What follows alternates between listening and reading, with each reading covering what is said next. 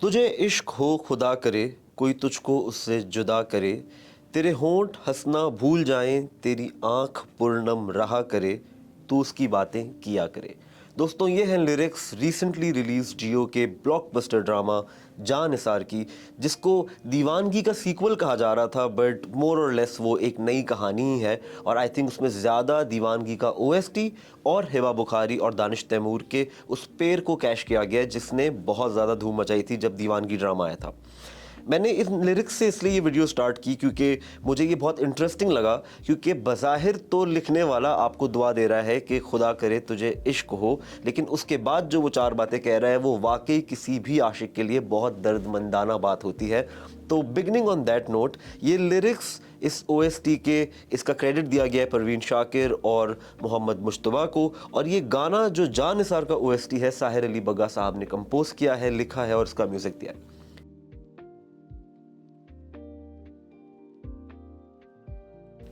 दोस्तों, इस सिलसिले में जहां हम आपके लिए प्राइम टाइम ड्रामास को रिव्यू करेंगे, जान निसार जियो की एक बहुत इंटरेस्टिंग ऑफरिंग इसलिए भी है क्योंकि उसने इनिशियली फ्राइडे और सैटरडे ऑन एयर होना था, लेकिन एंड मोमेंट पे जियो ने अनाउंस किया कि जान निसार फ्राइडे और संडे ऑन एयर होगा, विच मीन्स कि अब संडे 8 बजे ड्रामा देखने वालों के लिए एक बड़ा ट्रीट भी होगा और एक बहुत बड़ा कॉम्पिटिशन भी होगा, क्योंकि उसी स्लॉट पे हमें ग्रीन टीवी पे जेंटलमैन देखने को मिलेगा, हम टीवी पे जर्द पत्तों का बंद देखने को मिलेगा और जियो की स्क्रीन पे जान निसार देखने को मिलेगा।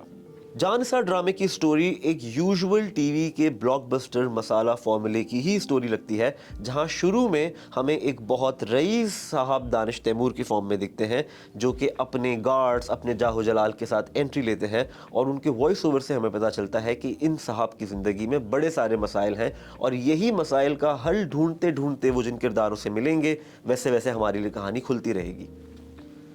इस कैरेक्टर में, जो कि नौशरवान गजनवी के नाम से दानिश तैमूर प्ले कर रहे हैं, हमें वही यूजुअल शेड दिखता है जहां पे हम एक गुस्से वाला, एक एंग्री यंग मैन किस्म का मर्द हमारी टीवी स्क्रीन पे देखते हैं, जिसकी इवेंचुअली नज़रें मिल जाती हैं या जिसको नज़र आ जाती है या जो कहीं टकरा जाता है एक ऐसी लड़की से जिसके पास ना वो दौलत है जो इसके पास है और ना वो क्लाउट है जो इसके पास है, लेकिन वो लड़की यूजुअली एक बहुत खूबसूरत कॉन्फिडेंट लड़की होती है जो अपने आप को जितनी वो खूबसूरत है उससे भी ज़्यादा खूबसूरत समझती है। और यहाँ एंट्री होती है हमारे फीमेल लीड की, दुआ की, जो कि हिबा बुखारी प्ले कर रही है।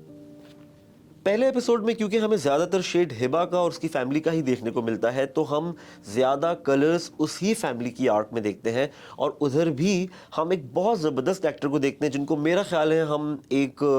टिपिकल हमारे ड्रामे के अब्बा का किरदार करते हुए बहुत टाइम बाद देख रहे हैं, और वो हैं हमारे living legend Sajid Hasan sir, जो कि एक कमाल के एक्टर हैं जिन्होंने अपने एक्सप्रेशन से, चाहे कॉमेडी हो चाहे सीरियस जॉनरा हो, ज़बरदस्त काम किया है। लेकिन यहाँ पे साजिद हसन साहब का जो पहला ही सीन है जिसमें कि वो बहुत अग्रेसिव है, ज़ाती तौर पे मुझे ऐसा लगा कि एक कैरेक्टर का पहले ही एपिसोड के पहले ही सीन में इतना ज़्यादा अग्रेसिव हो जाना, अपनी टोन को इतना ऊपर ले जाना, शायद थोड़ा सा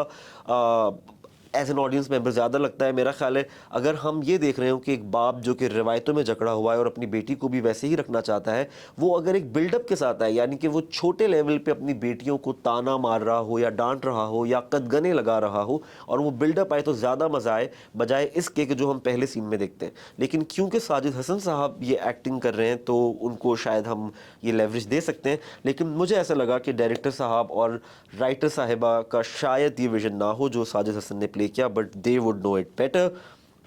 हिबा बुखारी की जो लाइफ हमें देखने को मिलती है वो एक ऐसी लड़की है जिसकी ख्वाहिशात बड़ी हैं लेकिन रिसोर्सेज कम हैं, और साथ ही साथ उसके अब्बा ऐसे हैं जो कि उस पर कहीं सारी रिस्ट्रिक्शंस लगा कर रखते हैं, जिसकी छोटी सी एग्जांपल पहला सीन इंट्रोडक्शन का है, जहाँ पे हिबा एक पुराने से रेडियो के ऊपर एक गाना लगा के डांस करते हुए एंजॉय कर रही हैं, और गालिबन उनकी बड़ी बहन है जो कि दानिया अनवर प्ले कर रही हैं, वो और उनकी छोटी बहन उसको बता रही हैं कि वो ऐसा ना करे क्योंकि अब्बा किसी भी वक्त आ सकते होंगे, और जब अब्बा आ जाते हैं और वो सुन लेते हैं कि अंदर गाना चल रहा है तो वो रेडियो छुपा लेती हैं, और अब्बा उनसे पूछते हैं कि तुम क्या छुपा रही हो, देखते हैं रेडियो है, तो पूछते हैं इसके पैसे कहाँ से, और वो कहती है कि मैंने रिसाले बेच के लिए। तो अब्बा कहते हैं ओहो, हमारे यहाँ रिसाले भी आ रहे हैं, मतलब इतना फौहाशी हमारे घर के अंदर चल रही है, वो बेच के तुमने रेडियो भी ले लिया, और उसको तोड़ के फेंक देते हैं। मुझे ऐसा लगता है कि हम आज के दौर की अगर कहानी दिखा रहे हैं, जहाँ पे दौर हम पुराना नहीं दिखा रहे, हम 2023-24 ही दिखा रहे हैं, तो उसके अंदर ये दिखाना कि एक लड़की गरीब है लेकिन वो गाना एक पुराने से रेडियो के ऊपर चला रही है जो कि उसने रिसाले बेच के लिया है, थोड़ा सा अनरियलिस्टिक साउंड करता है। क्योंकि एक लोअर मिडिल क्लास घर के अंदर भी शायद एक लड़की जिसको नाचने का, गाने सुनने का शौक हो, वो एक छोटा सा स्पीकर अफोर्ड कर ही सकती होगी, वो अपने मोबाइल से प्ले कर ही सकती होगी, और शायद वो रिसाले नहीं पढ़ती होगी, वो कोई भी ऐसी और चीज़ बेच के ये स्पीकर ले सकती थी जो कि और रियलिस्टिक लगता। कहानी आगे बढ़ती है तो हम देखते हैं कि अकरम साहब जो कि दुआ के वालिद हैं, यानी कि साजिद हसन जो कैरेक्टर प्ले कर रहे हैं, वो अपनी वाइफ को चीख रहे हैं, उनको ताना दे रहे हैं कि उन्होंने 3 बेटियां पैदा करके उनकी लाइफ को मुश्किल बना दिया है। ये एक और बहुत ट्रिगर पॉइंट है हमारी सोसाइटी के अंदर कि आज भी हम इस बहस में बेटे और बेटियों की पढ़े हुए हैं। हालांकि एज मुस्लिम्स तो हमें पढ़ाया ही ये जाता है कि दौर जहालत और उसके बाद के दौर में एक बहुत बड़ा फ़र्क ही बेटियों से प्यार और बेटियों की अहमियत था। लेकिन अनफॉर्चुनेटली आज भी हमारे माशरे में ये सोच एग्जिस्ट करती है कि बेटा होना चाहिए, या कम से कम पहली औलाद बेटा होना चाहिए, या एक बेटा तो होना ही चाहिए। हालांकि अगेन मेरे हम्बल ओपिनियन में ज़्यादा लंबा साथ तो इंसान का बेटियां ही देती हैं, बट ये डिबेट होनी ही नहीं चाहिए। क्योंकि एक इंटरेस्टिंग फन फैक्ट ये है जो कि अब आहिस्ता आहिस्ता लोगों को पता चल रहा है कि जो बच्चे का जेंडर होता है वो माँ तो डिसाइड करती ही नहीं है। क्योंकि माँ के पास जो एग प्रोवाइड करती है माँ अपने पेट में,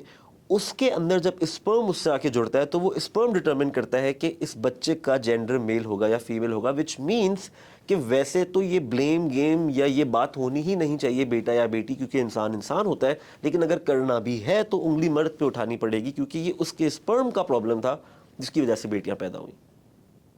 बहुत ज़्यादा बात हो गई असलम साहब की, लेकिन अगेन वो साजिद हसन प्ले कर रहे हैं तो शायद बात होगी उसकी ज़्यादा। क्योंकि एक और एलिमेंट जो मुझे उनके किरदार में बहुत अच्छा लगा और वो क्या खूबी से निभाया है साजिद हसन साहब ने, आंखों ही आंखों से क्या एक्सप्रेशंस दे दिए, जिससे हमें हमारे मुआशरे की मर्द की मुनाफिकत का पता चलता है। और वो ये है कि असलम साहब का किरदार अपनी बेटियों पे पाबंदियां लगाता है। रेडियो सुनते हुए पकड़े जाने के बाद अपनी बेटी दुआ को ये धमकी भी देता है कि वो उसको यूनिवर्सिटी से निकलवा देगा। लेकिन जब वो बाज़ार में जाता है तो वो इस उम्र में भी अपनी ही करीब की उम्र की औरतों के साथ नैन मटक्का भी कर रहा है। और पहला इशारा हमें पहले एपिसोड में ये लगता है कि वो खातून भी शायद इनमें इंटरेस्टेड हैं। तो अगेन शायद ये कोई ऐसा आगे कैरेक्टर प्लॉट हो जो हमारे लिए खुले, which will be very interesting. Again क्योंकि साजिद हसन प्ले कर रहे हैं तो मैं उसको भी बहुत लुक फॉरवर्ड कर रहा हूँ। लेकिन ये एक और हमारे माशरे की बहुत सैड और हार्श रियलिटी है कि मर्द अपने आप को कमिटमेंट, लॉयल्टी और ऑनेस्टी से मुबर्रा समझते हैं रिलेशनशिप्स के अंदर। एंड आई होप इस ड्रामे में इस चीज़ को ग्लोरीफाई नहीं किया जाएगा, बल्कि इसको बुरा ही दिखा के कोशिश की जाएगी कि लोगों को इंस्पायर किया जाए कि वो समझें that this is not a good thing to do. कहानी के अंदर जैसे कि मैंने कहा कि हमें बहुत कम दानिश तैमूर साहब देखने को मिलते हैं, लेकिन एक सीन हमें देखने को मिलता है जहाँ पे उनके एक राइवल है जो उनकी गाड़ियाँ रोकते हैं, वो भी गार्ड्स और हथियार से लेस हैं। दानिश साहब भी अपने गार्ड्स और ऑन्टराज के साथ हथियार के साथ लेस हैं। और वहाँ एक बड़ी डायलॉग बाजी होती है जो कि हम यूजुअली हीरो और विलन के बीच में देखते हैं, जहाँ पे दानिश तैमूर कहते हैं, विलन कहते हैं कि फ़लाँ वक्त पे मेरे अड्डे पे आ जाना, मुझे तुमसे बात करनी है। और वो कहता है कि तुम्हारी मर्ज़ी से मैं तुम्हारे अड्डे पे आऊँगा, तुम्हें इसका मतलब भी पता है कि ये तुम्हारे लिए अच्छा नहीं होगा। और इस तरह की एक हमें चीज़ देखने को मिलती है। अगेन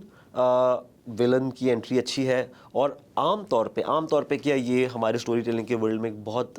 एस्टैब्लिश सा रूल है कि आपका हीरो उतना ही बड़ा और अच्छा है जितना कि आपका विलन। क्योंकि जितना बड़ा विलन, जितनी बड़ी कॉन्फ्लिक्ट, जितना बड़ा मार का हीरो सर करेगा, वो उतना ही बड़ा होगा। तो आई होप कि हमने जो दिलावर नामी विलन पहले एपिसोड में देखा है, ये भी आगे जाके बड़ा होगा और हमें दानिश तैमूर और उनकी कॉन्फ्लिक्ट भी ज़्यादा बड़ी देखने को मिलेगी।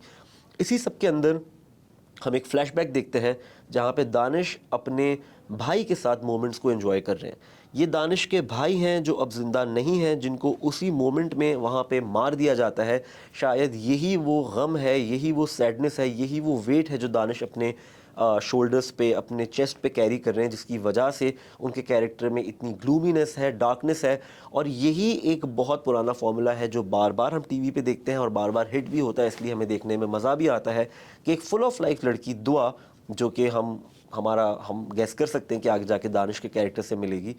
वो एक ऐसे मर्द से मिलती है जिसके अंदर से लाइफ जा चुकी है। अगर उसमें लाइफ थी भी तो वो अब नहीं है। और ये फुल ऑफ लाइफ लड़की जो अपने आप को इतना कुछ समझती है, और ये लड़का जिसके अंदर से लाइफ जा चुकी है, जिसके पास दुनिया की सारी दौलतें हैं, इतना सब कुछ माल है, लेकिन वो अंदर से टूटा हुआ है। जब ऐसे दो लोग मिलते हैं तो वो एक दूसरे की लाइफ पे, एक दूसरे की पर्सनैलिटीज़ पे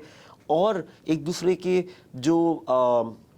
वॉइड्स हैं उनको कैसे फिल करते हैं, यही एक इंटरेस्टिंग कॉन्फ्लिक्ट होती है और यही पहले एपिसोड में बिल्ड होती है जो हमने देखी। और मुझे ऐसा लगता है कि इसकी पेसिंग अच्छी थी, अच्छा बिल्डअप हुआ। और इसी के अंदर यानी कि एक फैमिली गरीब है, स्ट्रगल कर रही है, एक फैमिली बहुत अमीर है, कॉन्ट्रास्टिंग कैरेक्टर्स हैं, इन्होंने आगे जाके मिलना है, लेकिन इन सब चीज़ों को इंटरेस्टिंग बनाता है एक ट्रायंगल। और इसीलिए हमें यहाँ पे एक तीसरी फैमिली देखने को मिलती है जो कि फराज की फैमिली है, और ये फराज का कैरेक्टर हारून शाहिद ने प्ले किया है। और हारून शाहिद साहब अगेन मेरे वन ऑफ माय फेवरेट्स हैं, क्योंकि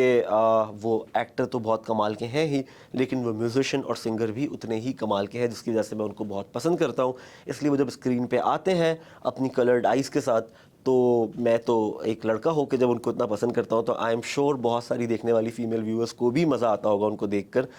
उनकी एंट्री इस तरह से होती है कि वो दोपहर डीप इनटू दी आफ्टरनून सोए पड़े हैं, उनकी बहन उनको उठाने आती है और कहती है कि आप दुकान पे चले जाएं। और उनका वही एज ओल्ड प्रॉब्लम है जो कि एक अर्ली 20s के हर लड़के का प्रॉब्लम होता है कि जब वो कॉलेज से ग्रेजुएट होने वाला होता है तो अब्बा कहते हैं बेटा अब मेरे साथ आके बिजनेस कर लो। तो इसने भी अपने अब्बा की दुकान जाके संभालनी है, जहाँ पे जब ये जाता है तो अपने दोस्त से कहता है कि यार कॉलेज ख़त्म हो रहा है, अब कुछ बड़ा करना है, अपने को ये दुकान उकान नहीं चलानी। तो मुझे ये एलिमेंट बड़ा मज़े का लगा और हम आगे देखेंगे कि ये वाली फराज का ट्रैक कैसे चलता है। लेकिन इसी फैमिली की एक और बड़ी अच्छी बात मुझे ये लगी कि जब ये उठ के बैठता है, अपने लाउंज वगैरह में आता है, तो अपनी अम्मा से जब ये बात करता है तो वहाँ पर बहन छेड़ती है कि भाई की शादी वादी करा देते हैं। तो अम्मा कहती हैं हाँ कुछ मतलब ये सेटल वेटल हो जाए तो शादी करा देंगे। तो वहाँ पे अम्मा एक बात करती हैं कि हम तुम्हारे लिए काम करने वाली वाइफ लाएंगे। तो वो जो वर्किंग वुमेन के लिए अम्मा के दिल में एक पॉजिटिव सपोर्ट है, मुझे ये बड़ा अच्छा लगा, क्योंकि वो फैमिली एक मिडिल क्लास फैमिली दिखाई है और मिडिल क्लास फैमिली का ये बात करना कि दे सपोर्ट वर्किंग वुमेन, ये एक बहुत अच्छा एलिमेंट है। आई होप इसको भी मज़ीद दिखाया जाए कहानी के अंदर और बेहतर तरीके से प्रेजेंट किया जाए। अब हम थोड़ी सी बात कर लेते हैं इसकी राइटिंग और डायरेक्शन पे। राइटर इसकी रेहाना आफ्ताब हैं, जो कि एक अलग राइटर है। अलग से मेरी मुराद ये है कि वो दीवानगी की राइटर नहीं थी, वो इस ड्रामे की राइटर ज़रूर हैं। और इसको डायरेक्ट किया है मोहसिन मिर्ज़ा साहब ने। मोहसिन मिर्ज़ा और रेहाना आफ्ताब ये दोनों बहुत पुराने, बहुत सीजनड, एक्सपीरियंस्ड अपने अपने काम के माहिर लोग हैं। रेहाना आफ्ताब साहिबा ने बहुत सारे ड्रामे पहले भी लिखे हुए हैं, बुक्स नॉवेल्स वगैरह भी लिखी हुई हैं, और मोहसिन मिर्ज़ा साहब ने बहुत सारे ब्लॉकबस्टर ड्रामास पहले डायरेक्ट किए हुए हैं। इसीलिए मोर और लेस ये ड्रामा, इसका जो पहला एपिसोड है वो अपने आप में मुकम्मल फील होता है, बहुत ज़्यादा ड्रैग नहीं होता, कहीं कहीं होता भी है, कहीं कहीं थोड़े से सीन्स एग्जैजरेटेड लगते हैं, कहीं कहीं ऐसे लगते हैं कि यार ये सीन्स और ये बातें तो हमने देखी या सुनी हुई हैं। लेकिन हमारे टीवी की रिस्ट्रिक्शन ऐसी होती है, लिमिटेशंस ऐसी होती हैं, व्यूइंग पैटर्न्स ऐसे होते हैं कि कुछ हद तक फार्मूला को फॉलो करना पड़ता है। और मुझे लगता है कि राइटर और डायरेक्टर दोनों ने यहाँ पे बहुत अच्छा काम किया हुआ है। स्पेशल मेंशन मैं कुछ लाइंस का यहाँ पे करना चाहूँगा। जब हिबा और दुआ, यानी हिबा का कैरेक्टर दुआ और उनके वालिद की कॉन्फ्रंटेशन होती है, और उसके बाद उनकी अम्मा उनको समझाने की कोशिश कर रही होती हैं, बहनें समझाने की कोशिश कर रही होती हैं कि अगर तुमने अपना ये बिहेवियर चेंज नहीं किया तो तुम्हारे अब्बा तुम्हें कॉलेज से, यूनिवर्सिटी से निकलवा देंगे, और तुम सोच के बोला करो क्या बोल रही हो। तो वो ये लाइन कहती है कि जितना बोलने की क़ैद होगी ना, ज़ुबान उतनी ही कड़वी होगी। ये लाइन मुझे बहुत अच्छी लगी, क्योंकि ये बहुत सारे हमारे मुआशरे की लड़कियों को ख़ास तौर पे रिप्रेजेंट करती है कि हमें ऐसा लगता है, मतलब बड़ों को ऐसा लगता है कि अगर वो ग्रोइंग बच्चों के ऊपर, टीनेजर्स के ऊपर, अर्ली 20s के जो लड़के और लड़कियां होते हैं उनके ऊपर पाबंदियां लगाएंगे तो वो शायद अच्छी अपब्रिंगिंग है, वो उनको बुराई से बचा के रखेंगे। हमारे बड़ों की इंटेंशन ख़राब नहीं होती, इंटेंशन अच्छी होती है, वो हमें बचाना चाहते हैं बुराइयों से। लेकिन ये काउंटर प्रोडक्टिव होती है स्ट्रैटेजी कि आप पाबंदियां लगाते जाएं कि ये सोच के कि ये बच्चा बुराई से दूर रहेगा, बट क्योंकि वो पाबंदियों में होता है तो उसको बुराई और इंटाइसिंग लगने लगती है, वो और अट्रैक्ट होता है बुराई से, उसको थ्रिल आता है कि अब तो ये करूँगा तो और मज़ा आएगा, कि जिन्होंने पाबंदियाँ लगाई हैं इनको पता भी नहीं चलेगा। तो ये वाकई बहुत सही बात थी जो राइटर ने बड़ी अच्छी लाइन लिखी है कि कैद जितनी ज़्यादा होगी बात उतनी ही कड़वी होगी। इसी तरह एक और मुझे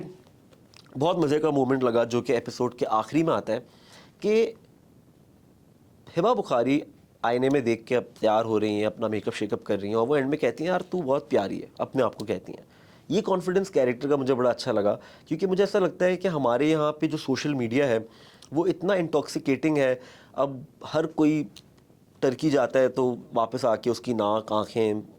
होंठ वगैरह सब अलग हो जाते हैं। तो जो अमीर है वो वैसे भी जो डिफाइंड ब्यूटी स्टैंडर्ड्स हैं वहाँ पे पहुँच जाता है, क्योंकि वो जाके सर्जरियाँ वगैरह करा लेता है और फिर वो अपने सोशल मीडिया पे उसको लगाता है। तो हमने ये मर्दों में भी बहुत ज़्यादा प्रॉब्लम है by the way, body shaming वगैरह वगैरह, लेकिन लड़कियों को सोशल मीडिया ने, हमारे इंस्टाग्राम के सेलिब्रिटीज़ ने, इन्फ्लुएंसर्स ने ये बता दिया है कि यही सर्टेन लेवल ऑफ ब्यूटी है। अगर आप ऐसी हैं तो आप प्यारी हैं, वरना नहीं हैं।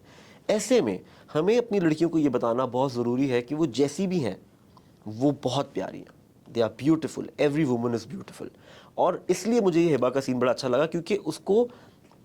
वैसे तो Hiba Bukhari in real life is very pretty even by the defined beauty standards, लेकिन इस ड्रामे के अंदर जिस तरह उसको प्रेजेंट किया गया उसको वो ब्यूटी स्टैंडर्ड्स के साथ नहीं दिखाया गया। She is good looking but she is not on those standards. उसके पास वो अमीरों वाले मेकअप और वो सब नहीं है, लेकिन फिर भी उसके पास ये कॉन्फिडेंस है कि वो अपने आप को आईने में देख के कहती है यार तू बड़ी प्यारी है। उसके बाद वो बुर्का नकाब वगैरह करके घर से निकलती है और बस में बैठती है, और बस में बैठते ही वो अपना बुर्का नकाब वगैरह उतार के अपने पर्स में डाल देती है। अगेन आई थिंक हम सब ऐसे हमारी अपने सर्कल में अपनी फीमेल फ्रेंड्स को जानते हैं जिनको इस तरह घर से निकलना पड़ता है, जो कि हिबा भी करती हैं। लेकिन जब वो बस में अपना सारा हुलिया चेंज कर रही होती हैं तो औरतें और मर्द पीछे से उसको देख रहे हैं और एतराज़ कर रहे हैं और कह रहे हैं देखो कैसी लड़की है, और इस तरह के कुछ बड़े इंटरेस्टिंग कमेंट्स पास करते हैं वो उसके बिहेवियर या उसकी पर्सनैलिटी पे। और उसी बीच में कंडक्टर आके दुआ से कहता है, यानी हिबा से कहता है किराया। तो वो जो लाइन कहती है वो मुझे बड़ी अच्छी लगी। Again very intelligent line by the writer, और वो हमारे मुआशरे की ज़बरदस्त अक्कासी करती है। हिबा कंडक्टर को कहती है कि पीछे मेरे मामे चाचे बैठे ना, इनसे ले लो। सो इट्स सो अमेजिंग कि हमारी लाइफ के इतने सारे ठेकेदार बन जाते हैं हमारे इर्द गिर्द के लोग और इतना कमेंट करते हैं, लेकिन जब हमारे बिल्स आते हैं तब तो वो उनको पे करने के लिए होते नहीं हैं। तो ये एक बहुत इंपॉर्टेंट मैसेज है इस लाइन के अंदर, इस सीन के अंदर, कि जब आपके वो बिल्स नहीं भरते तो आपको उनकी सुनने की भी ज़रूरत नहीं है, आप अपनी सुने और अपनी करें। इवेंचुअली कहानी के अंदर दो लोग गांव के अपेरेंटली आते हैं दानिश के कैरेक्टर के पास, और वो कहते हैं कि दिलावर हमारी बेटी को उठा के ले गया, आप कुछ करें। इस क्लिफ हैंगर के ऊपर एपिसोड ख़त्म होता है, and I think that was an interesting end to an episode. For now Janisar के ऊपर यही मेरी थॉट्स हैं। इंशाल्लाह आगे चल के मैं मज़ीद भी कमेंट्स आप लोगों के भी शामिल करूंगा। तो इस वीडियो में आप लोग इस ड्रामे के बारे में ज़रूर बताइएगा हमें कि आपको ये ड्रामा कैसा लगा, और आप और कौन से ड्रामे चाहेंगे कि हम आपके लिए रिव्यू करें। Until that time, thank you.